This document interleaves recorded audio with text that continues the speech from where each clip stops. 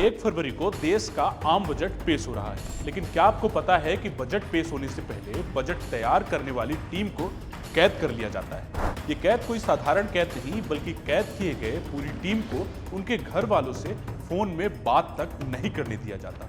अब सवाल यह है कि आखिर ऐसा क्यों किया जा रहा है? क्यों इस बार भी फिर बजट पेश होने से पहले ही पूरी टीम को वित्त मंत्रालय में नजरबंद कर दिया गया?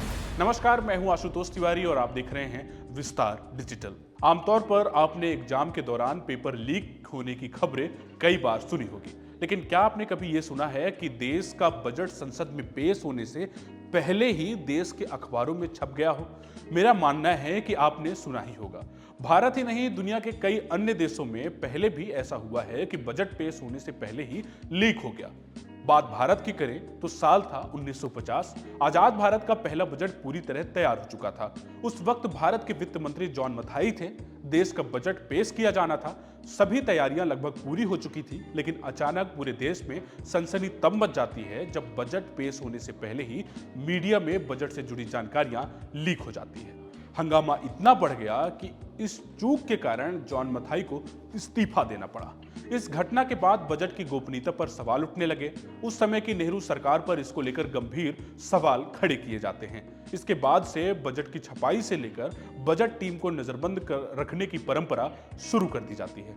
नजरबंद किए गए अधिकारियों को अपने फोन का इस्तेमाल करने की अनुमति भी नहीं होती है। बजट पेश होने तक वे अपने परिवार से भी नहीं मिल सकते। इससे पहले तक बजट की छपाई राष्ट्रपति भवन में हुआ करती थी, लेकिन बजट लीक होने के कारण यह चर्चा होने लगी कि बजट की कॉपी राष्ट्रपति भवन से लीक हो रही है। इसके बाद सरकार ने बजट की छपाई राष्ट्रपति भवन से हटाकर नई दिल्ली के मिंटो रोड पर शिफ्ट कर दी। इसके बाद एक बार फिर 1980 में छपाई की जगह बदली गई और बजट वित्त मंत्रालय के बेसमेंट में छपने लगा। तब से बजट में बहुत ज्यादा एहतियात बरता जा रहा है। अब बात करते हैं हलवा सेरेमनी की। हलवा सेरेमनी कब शुरू हुई, इसका कोई सटीक रिकॉर्ड तो नहीं मिलता है, लेकिन माना जाता है कि यह आजाद भारत के पहले बजट के साथ शुरू हुई। उस समय बजट की गोपनीयता को बनाए रखने और उसमें शामिल लोगों के योगदान की तारीफ के लिए इसकी शुरुआत हुई थी। वर्ष 1951 में बजट की तैयारी के लिए स्टाफ को मंत्रालय में ही अंदर रहकर बजट तैयार करने का नियम बना दिया गया। माना जाता है कि उसी साल हलवा सेरेमनी परंपरा की शुरुआत हुई, जिसमें अधिकारियों के बंद होने से ठीक पहले उन्हें हलवा की पार्टी दी जाती है और ठीक हलवा सेरेमनी के बाद बजट प्रिंट होने की प्रक्रिया शुरू की जाती है।